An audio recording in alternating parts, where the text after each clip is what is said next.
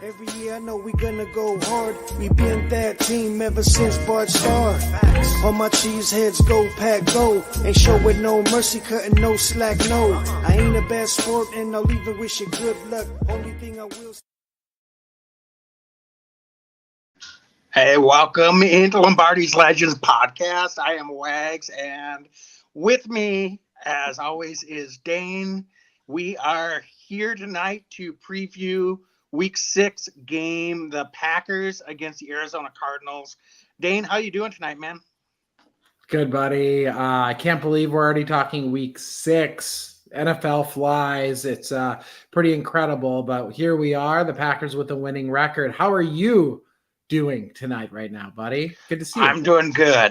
Glad to be back. Sorry I missed it last week. I know we've been a little off on the schedule so far this season, but folks, I can honestly tell you there's good reasons for it, but it's definitely good to be back. Dane's missed a week for a good reason. I've missed a week for a good reason, but it's good to be back talking Packer football. And of course, Packers 3-2 coming off a nice win last week. Certainly wasn't a beautiful performance across the board, but did what they had to do, took control of the game in the second half, and then were able to hold off the Rams. So, Dane, we're going to continue traveling and playing this NFC West, but it's back in Green Bay, of course, this Sunday. So, but Dane, any thoughts? We didn't get to do a recap of last week's game before we get into this matchup against the Cardinals. Just any thoughts on how the team's shaping up and coming off of that win out in LA? Yeah, I mean, it's always hard to travel. It's always hard to get wins against teams. Matt LaFleur's had a lot of success against the Rams, and I was impressed. The Packers short staffed on the offensive side. Of course, the Romeo Doubs situation, Christian Watson with the ankle, Musgrave was like suited up but didn't go. We'll get into his injury in a second. And the Packers still came out and won the football game. I thought the defense did enough in critical times to help win that ball game as well. And I mean, what more can you say? Going on the road, winning against a team is never really easy to do, especially across the country like that.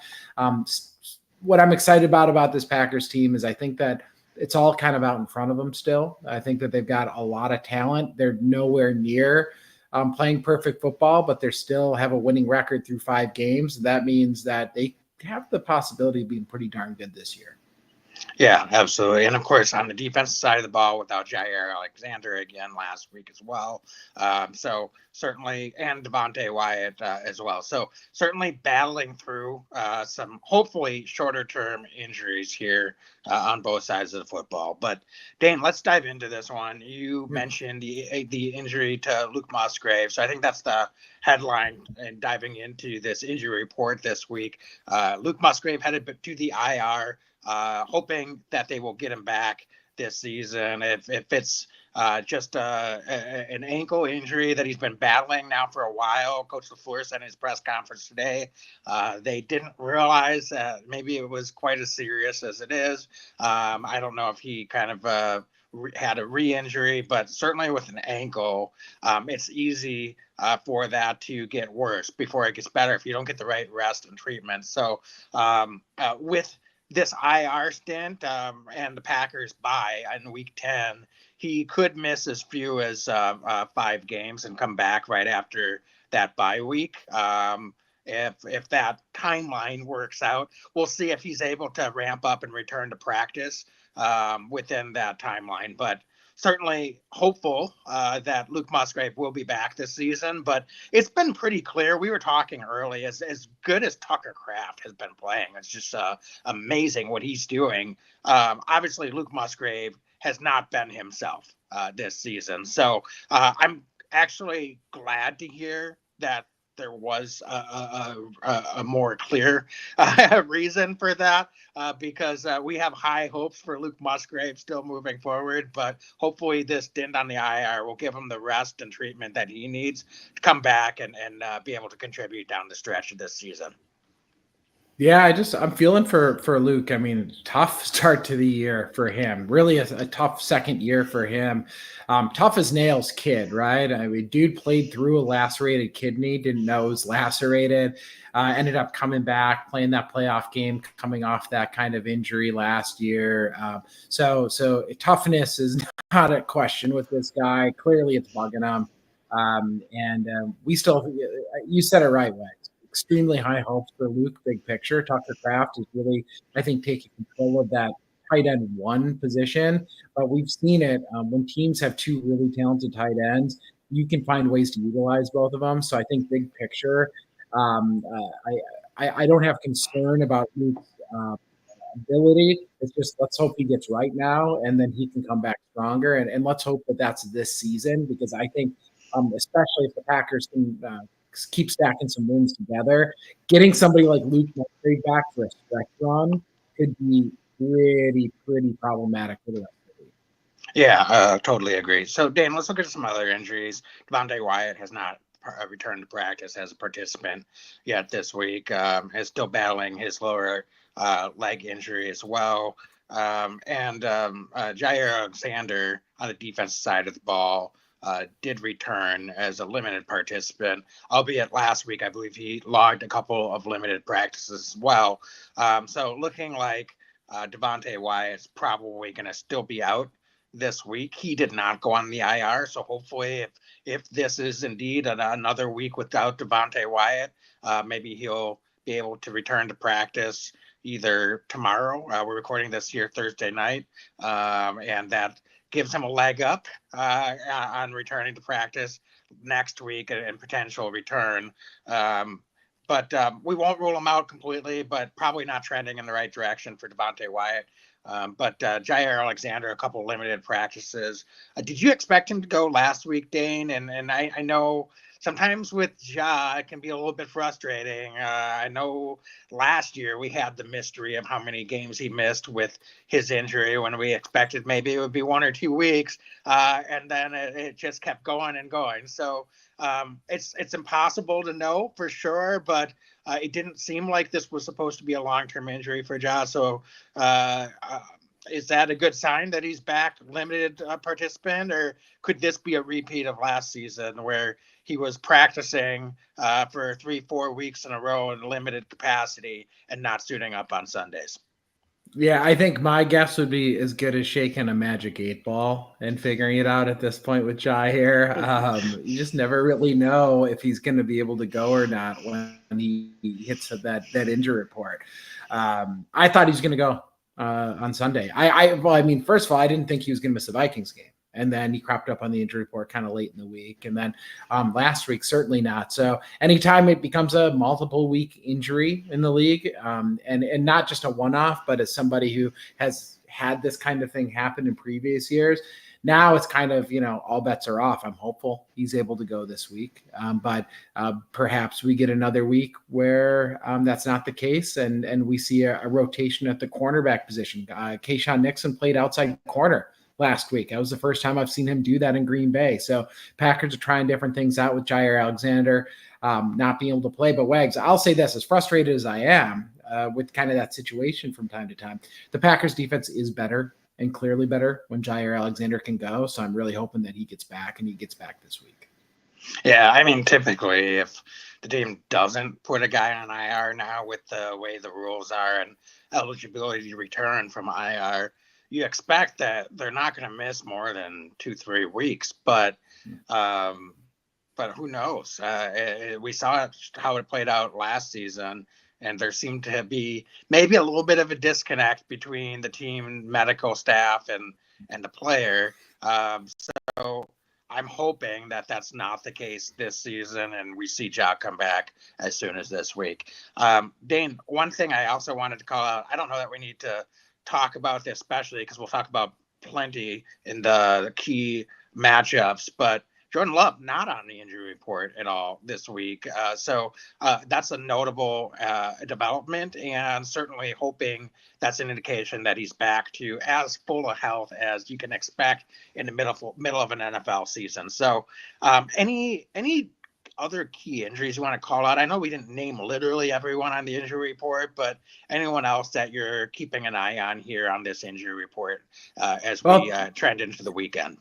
Yeah, I mean, I'll just look at receivers. Both were inactive last week for kind of different reasons. Christian Watson looks like he really did dodge the bullet, so to speak, with that ankle. He was able to get back with a limited tag today, and then Romeo Doubs.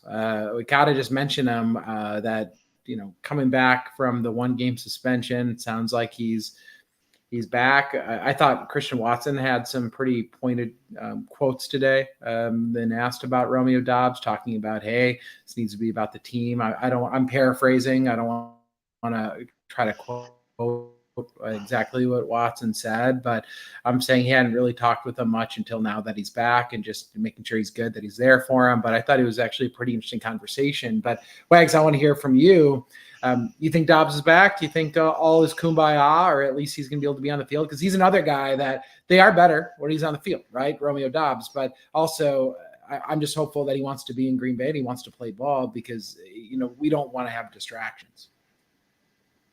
Yeah, I mean, we've got other guys that can come in and play. Like, he's not yes, they're better with him out there. Absolutely. But if his head's not right, then next guy in, as far as I'm concerned. Like, we've got to have guys that are locked in and out there putting in all of the work and there for their teammates and mentally prepared, putting in the work in the film room, all of those things. And if you're just skipping practices, I'm sorry, but I'm not going to give you a lot of energy in thinking and planning out my game plan for the next week's game. As far as I'm concerned, coaching staff are there every day, and they did the suspension. That's the accountability that you'd hope for, I suppose, in that situation. And reportedly, he's got put in a couple of good practices, and he's back. He's being professional, and I suppose and that's what we're being told. So I don't know if there's more behind the scenes. Obviously, like, his teammates were, I guess, pointed but guarded. I think they were supportive at the same time. So, like, all of the above in what they said, but clearly Romeo is going to have to come back and prove it to everyone in the building. Mm-hmm. Nobody's just going to hand it to him on a silver platter and say, oh, thank goodness you're back. We're going to give you 15 targets this week, Romeo. Like, we'll see. Like, I wouldn't be surprised if he's not getting quite as many snaps this week, but maybe he will. I don't know if he's put in the week of work and practice, and they're confident that he's doing all the things he needs to do to be prepared physically and mentally for this game.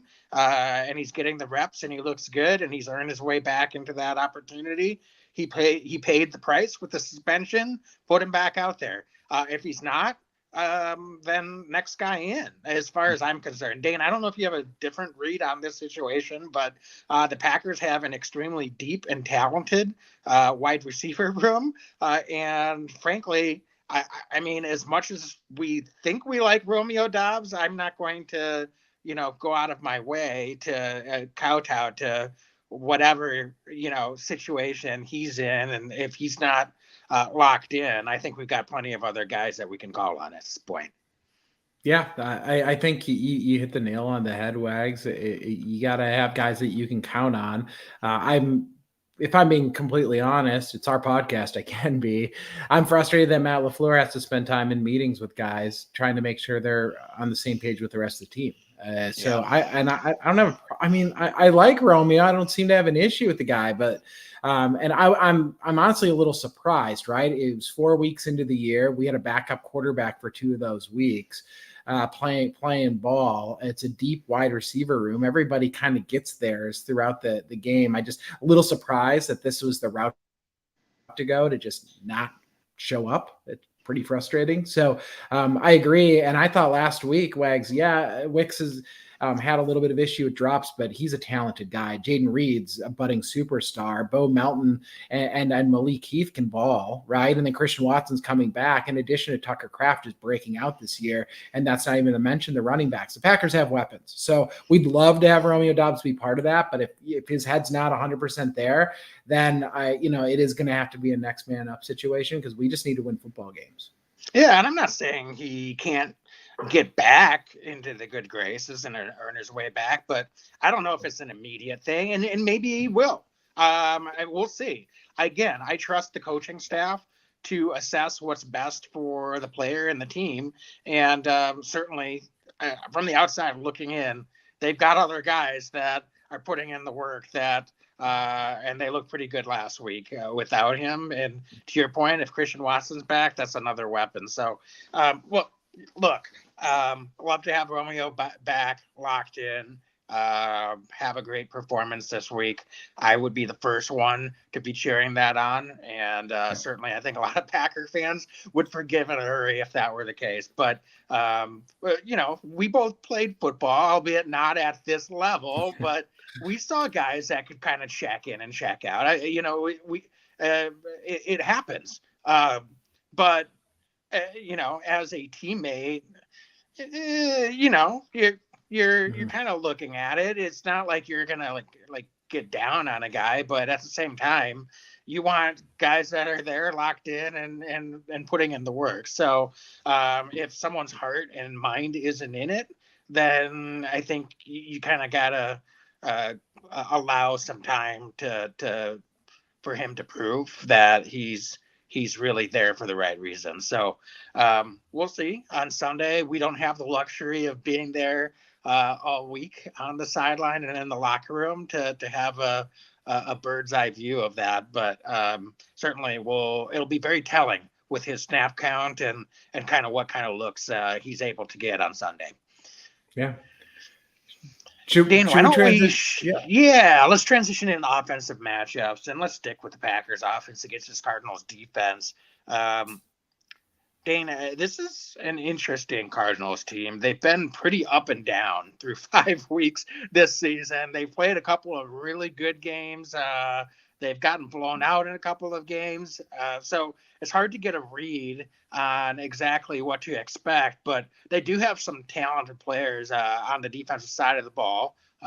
They're a younger team, but particularly in the secondary, I think they've got some talented veteran players. And so I'm kind of curious, as you look at the matchups this week, what are some of the keys that stand out to you? And as we're putting together an offensive game plan against this feisty Cardinals defense.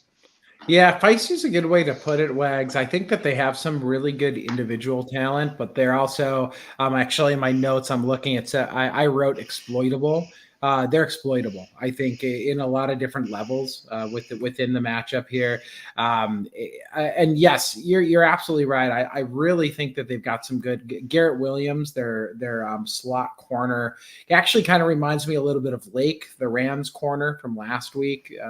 Same kind of guy in the sense that probably their best corner, most talented corner is their slot corner. So again, circling that matchup with Jaden Reed in the slot this week against Garrett Williams. I think that the big name that everybody really will recognize is Budda Baker. Budda Baker has been a very good football player for a number of years.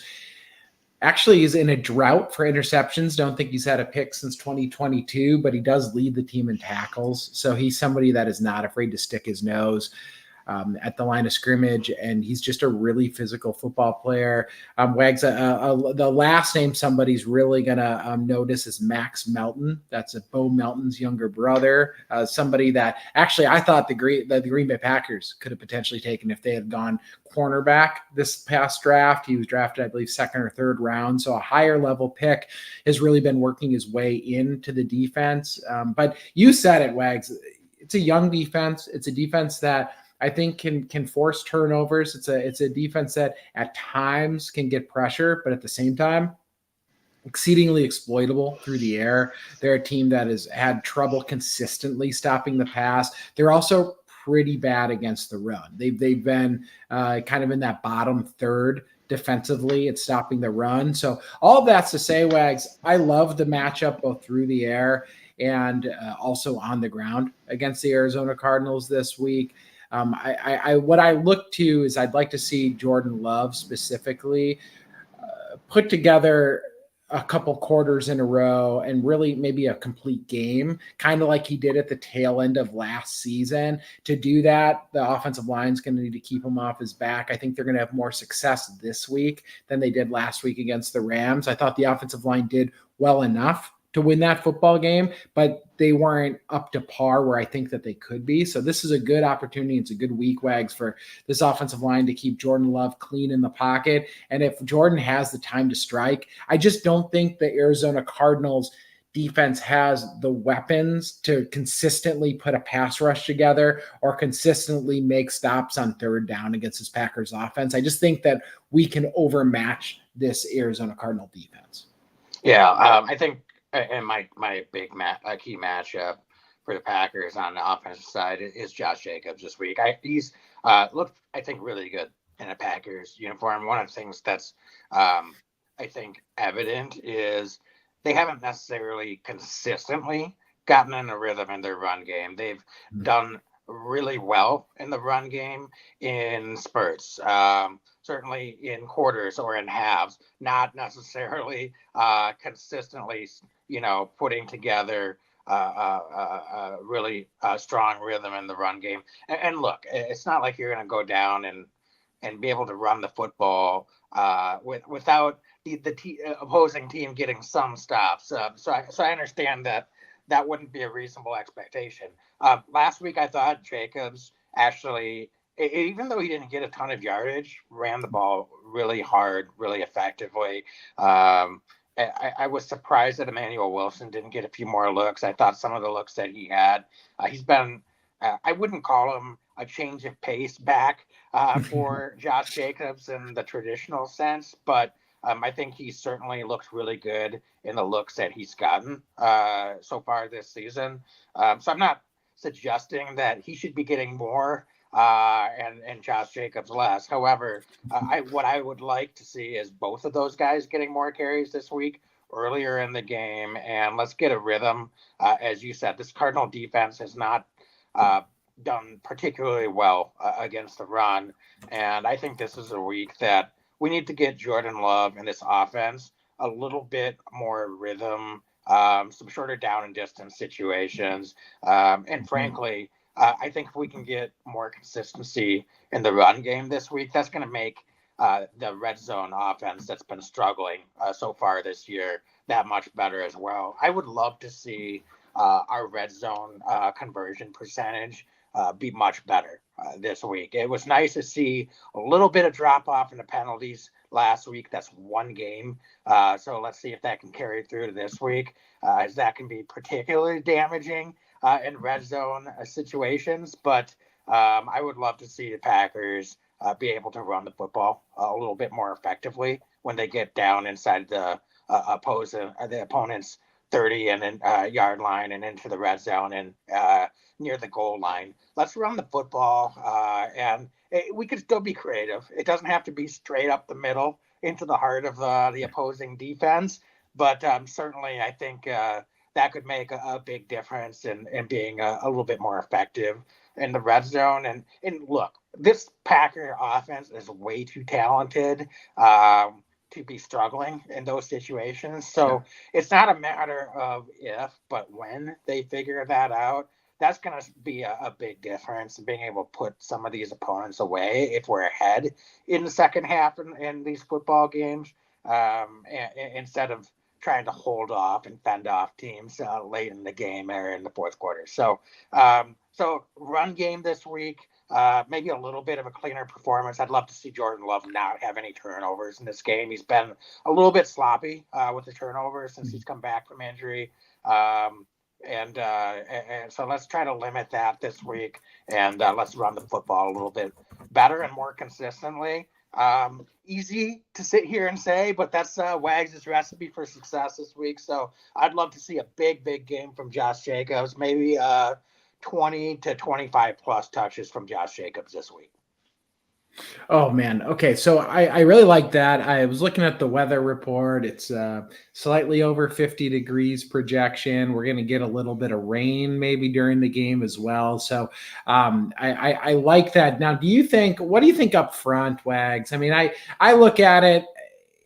this is an opportunity for the offensive line to maybe push the Cardinals around a little bit up front. I mean, do you agree with that assessment? This is traditionally a 4-3 defensive front, but they just don't seem to have. I think that their scheme is not the problem or anything. I just, as teams are trying to, some defenses are just like a couple guys away. Right. And I think, and that's what I'm really getting at with this Cardinal defense, I think this week is, I think they have the potential down the road to be good with a couple more horses, but they're a little short right now. And maybe up front, especially. I just think that this is a really good matchup. I mean, do you agree this could be a week where this Packer offensive line, especially that second half, could maybe impart their will a little bit on the defense of the Cardinals? Yeah, everyone should see too with Jordan Morgan. Looks like he could return this week, and he was in a rotation, getting series and snaps before his injury. And offense coordinator Adam Stanovich said that he's too talented not to get him out on the field and be part of that rotation. So, that's an interesting thing that the Packers have been doing the last few seasons is rotating offensive linemen. And it sounds like Jordan Morgan is very much likely to be part of a rotation again right away, since he's returning this week. So does that mean that they're fresher down the stretch? Does that give them some potential additional, rhythm in the run game? We'll see. The jury's out, and I'll be interested to watch closely how the young rookie and very talented offensive lineman does in his return to action. But he should have fresh legs. So that could be a big key in getting this running game going this week as well. I'm glad you mentioned Jordan Morgan because Wags, I know he's had a little bit of injury issue to start his career in Green Bay, but dude's a mauler. I think that I know fans are like, oh, why'd they draft him? He was a tackle. He's playing interior. But the reality is this, I think he could be a really good guard in this league. And I think the Packers obviously do as well. That's why they use that draft capital. So I'm just glad you mentioned that because he could be a really, really strong right guard for this team and help push people around. And Zach Tom's already been becoming one of the premier right tackles in the league. You pair him with a young, talented guy. And I like Sean Ryan, but it's just Jordan Morgan kind of has those athletic attributes. I'm excited to see him get rotated in. And hopefully it is as soon as this week. The shoulder stuff hopefully is in the rearview mirror. But I appreciate you mentioning that this week. Absolutely. Any other key matchups for this Packer offense versus this Cardinal defense that you want to highlight? No, I mean, it's going to be fun to watch Melton versus Melton. Of course, it's going to be fun. But no, I mean, I'd like to see Dontavian Wicks, Wags, just to keep concentrating on catching the ball. I think the sky is the limit for Wicks. So I've seen some Packer fans out there just like getting on his case, like this guy's whatever they're saying. Wicks is extremely talented. He proved that last year. I think right now he's probably pressing a little bit because he not really had issues with drops in his life, right? Before right now. And I think he's going to get out of that funk, but Wicks catching the ball and just kind of getting back to the basics is going to be really helpful, but we just have a ton of confidence in him. Yeah. You mean that segment of the Packer base that's not happy unless they're complaining about something all the time? All right. I gotcha. That segment. Yeah. All right, cool. I gotcha.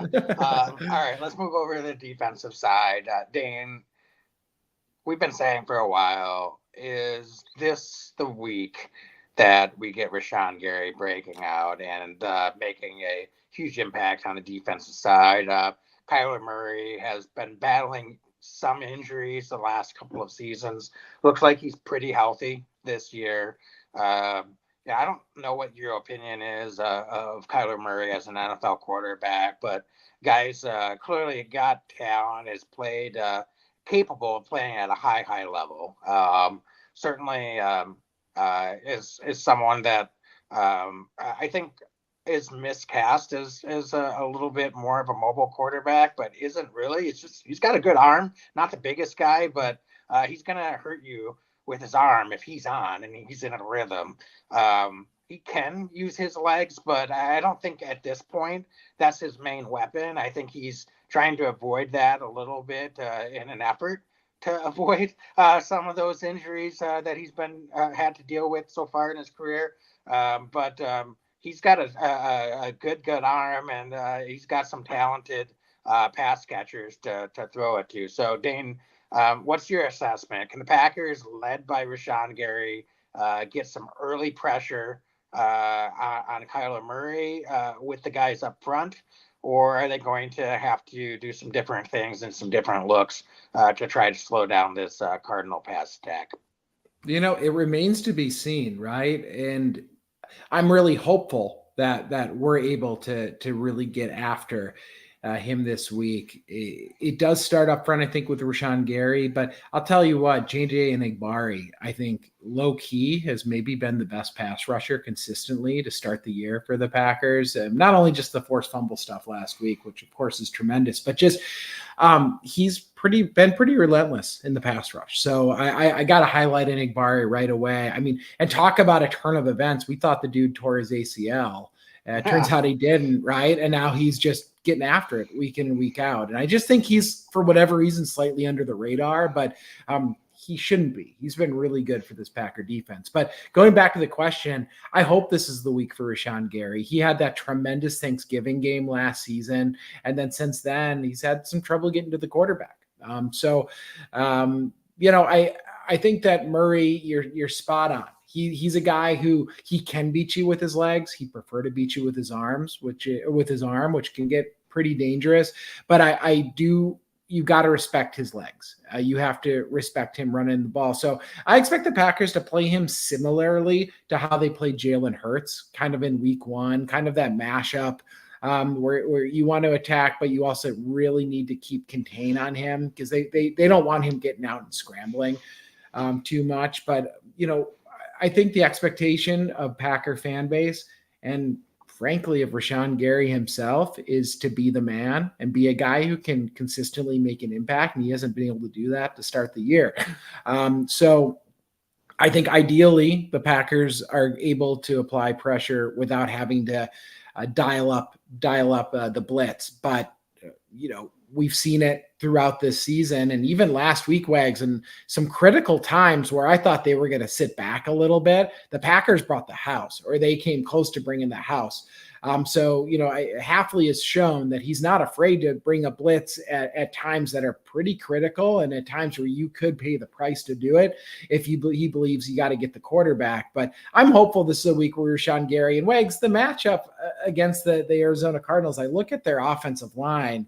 And this is not an offensive line where I'm like particularly nervous. I mean, they're good. They've got guys that can do the job. But Wags, at the same time, I think that Rashawn Gary should not have trouble against guys like Paris Johnson or Calvin Beachum. And then I'll also just mention Will Hernandez, their inside guard there, went on the IR and he's been really good. And I'm circling that because I think Carl Brooks has been really good, bringing pressure up the middle to start the year. Another guy that's kind of low key because he's not that like big name yet. But Carl Brooks has been really good, had a sack and a half last week, was getting after the quarterback. Seeing Hernandez get hurt, not being in there, you hate to see injury, but this is a league where guys have to adapt. And I think Carl Brooks, the matchup this week interior-wise, could be really good for Colby Wooden, obviously Wyatt's out, but Kenny Clark may be getting his first sack too and just bringing some pressure up front. Yeah, I think another guy that maybe won't get the most snaps on the defense side of the ball, but could continue to get an expanded role and be important in a matchup like this week is Edwin Cooper. Seeing increased number of snaps last week, and we saw some of the impact that he was able to make in those snaps last week.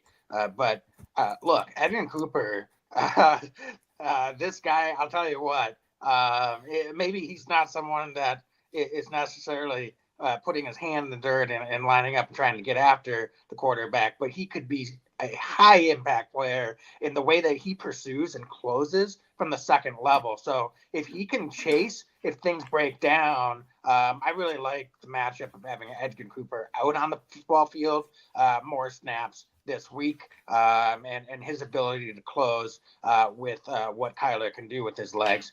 He's got that reach and he's got that closing speed, and he can be very disruptive when he's out there doing that. So I think he could be another guy to see some increased looks this week and potentially disrupt what Kyler Murray and this Cardinal offense is looking to do as well. Wags, first of all, I love that. I agree. I mean, they got a guy in Edgerrin Cooper, right? It's pretty clear. He's just fast and physical.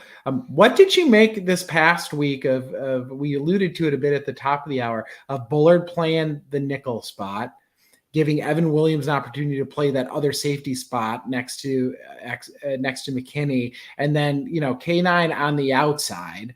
And then really we saw Valentine and Stokes rotating in on the other corner. It was a fascinating makeup, and it's not something I necessarily had anticipated. I had thought Bullard might get a chance at some point to play nickel. I had thought that at some point we'd see Valentine playing a little over Stokes, but the way the Packers did that was really fascinating. Do you think that they're onto something doing that? And how does it look if Jair comes back too? That's a great question. Honestly, I think if he's back, he might, be getting snaps instead of Stokes and Valentine at this point.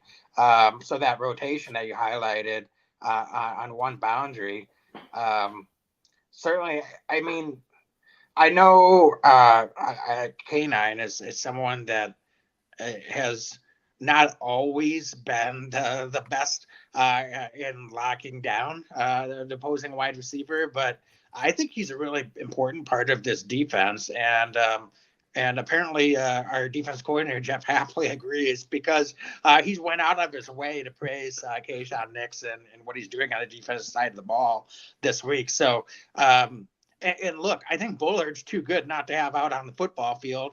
And certainly Williams is proving that as well. So it's a good problem to have. I think Stokes has been pretty good in his return this year. I don't have any major issues with how he's playing football. I know Valentine's been a little bit dinged up this year, but he's out there gritting it out. And Ja's if Ja's out there, he's going to play. So to me, it's those guys are probably getting less snaps, and I honestly would be surprised if we don't see Williams and Bullard continue to see a high snap count, even if Ja returns. But again, it's a nice problem to have. You got some talented young players in that secondary, and I just like the way Williams and Bullard play. So it's hard for me to look at how they're playing and say, no, sorry, Ja's back. Nixon moves back to the slot.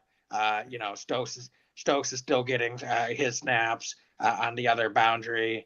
I like all of those guys, but I think they got to figure out some way to keep Bullard and Williams on the field. Those guys are football players.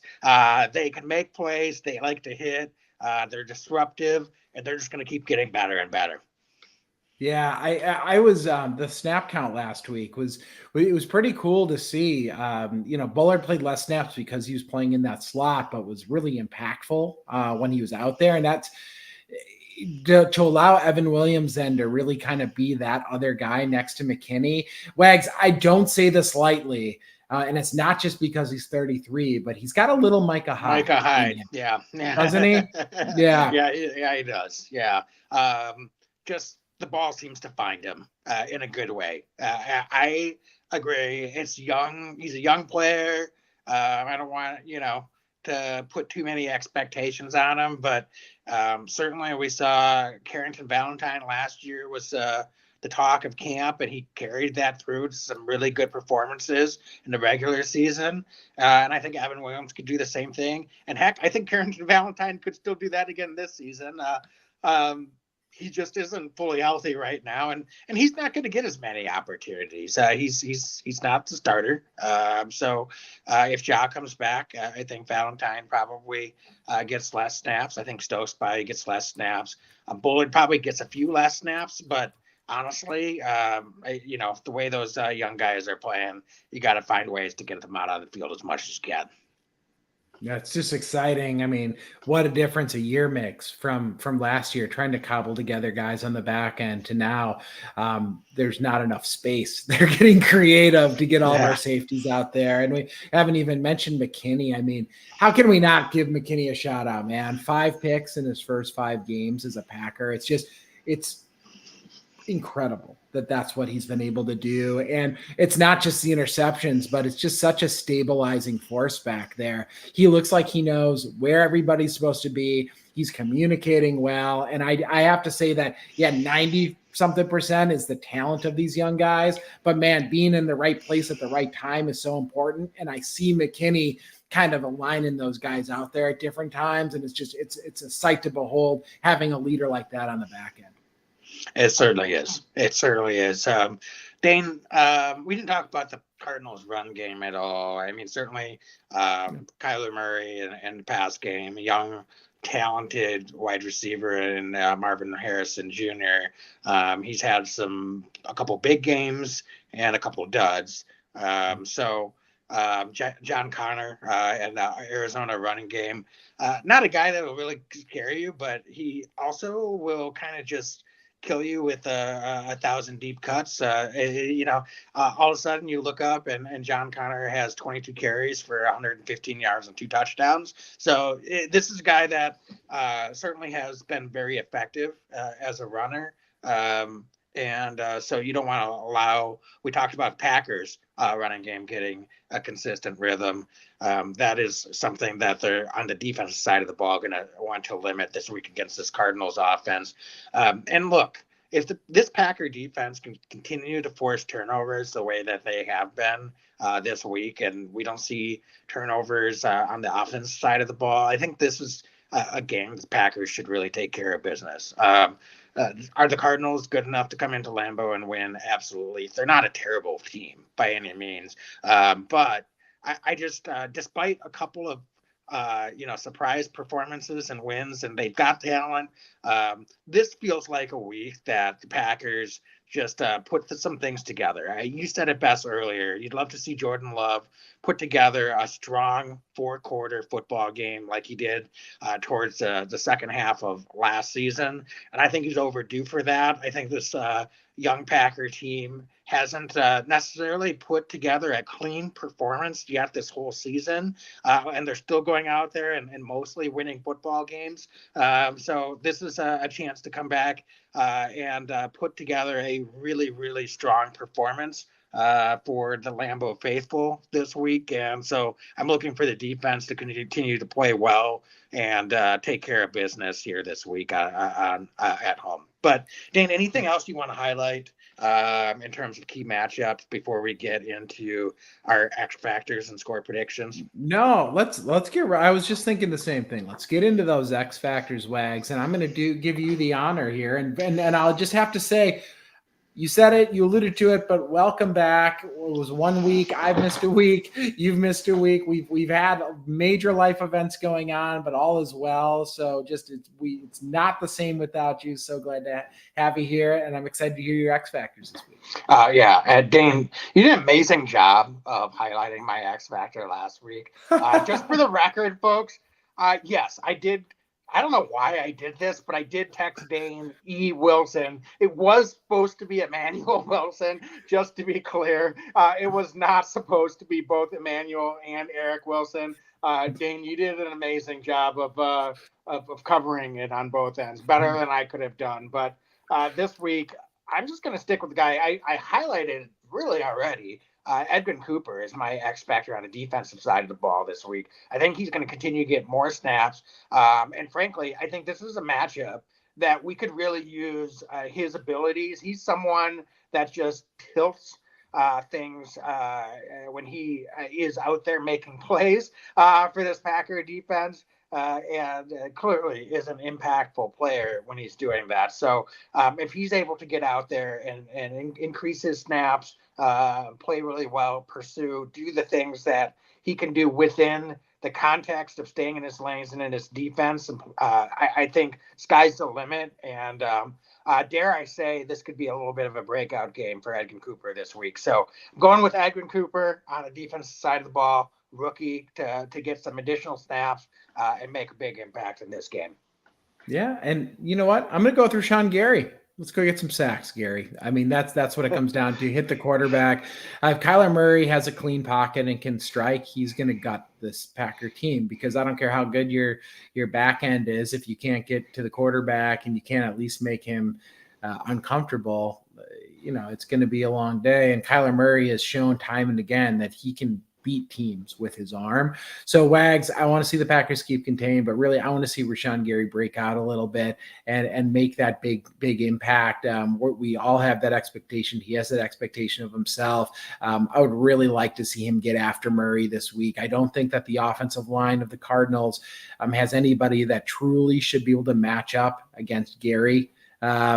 Consistently. I think that Gary should be able to get some wins, get some hits on the quarterback, get after it. So Rashawn Gary's going to be my X factor this week, and we just need to see some consistent pass rush from this Packer team. I like it.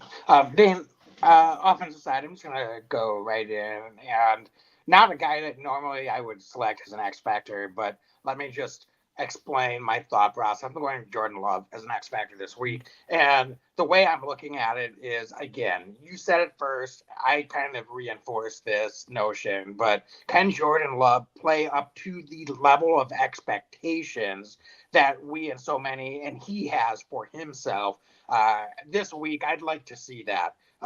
As Jordan Love played some pretty good football in portions of the games that he's been out there this year. Sure.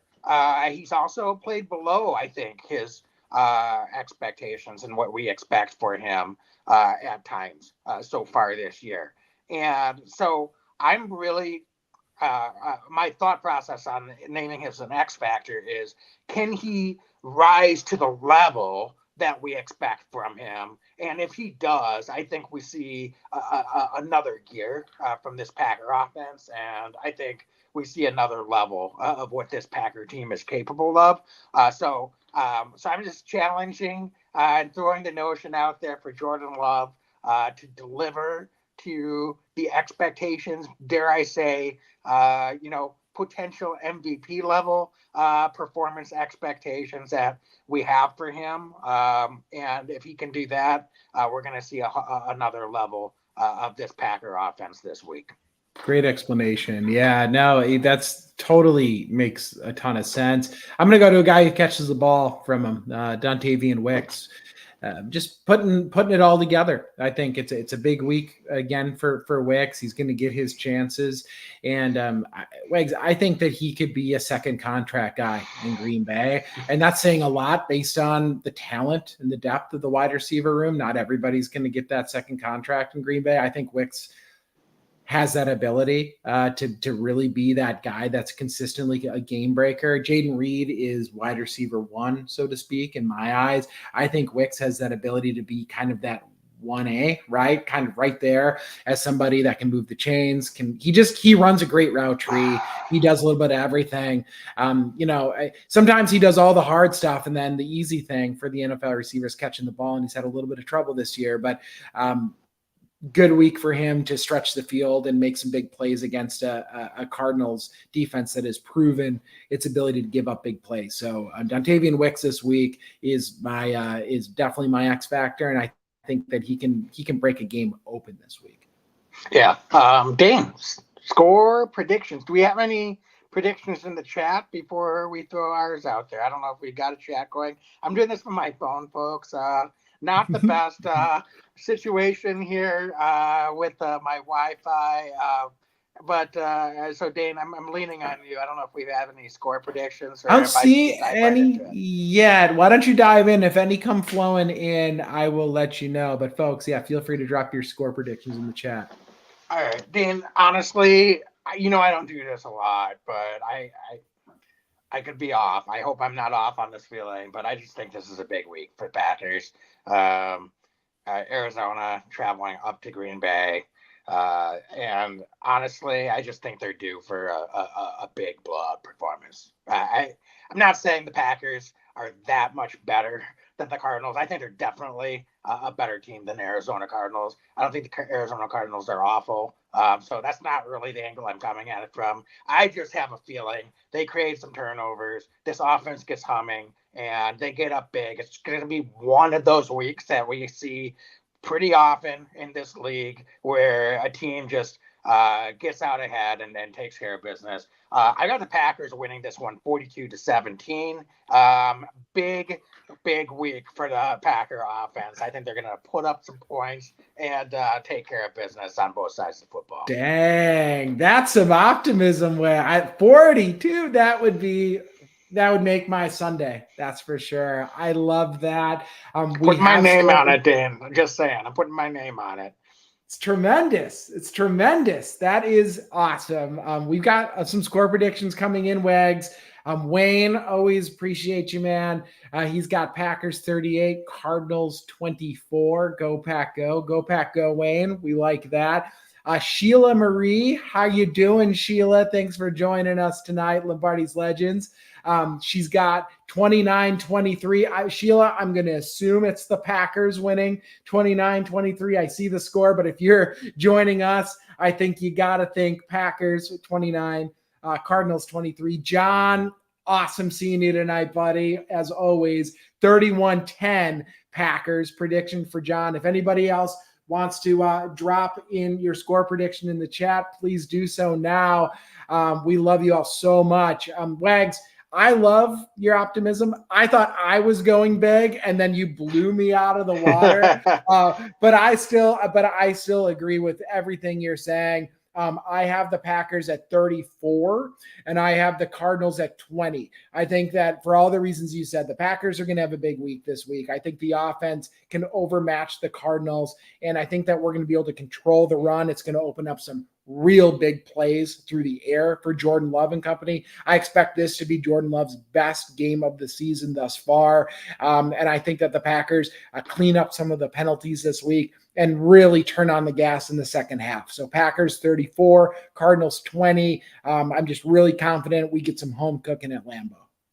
I love it. All right. Well, we got two big score predictions there, Dane. So, folks, thanks so much for joining us this evening. And I think we're going to sign off here. So, just as always, be legendary and go Pack, go. Go Pack, go.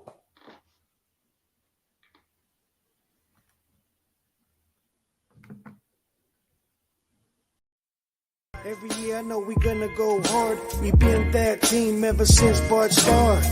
All my cheese heads go Pack, go. Ain't showing no mercy, cutting no slack, no.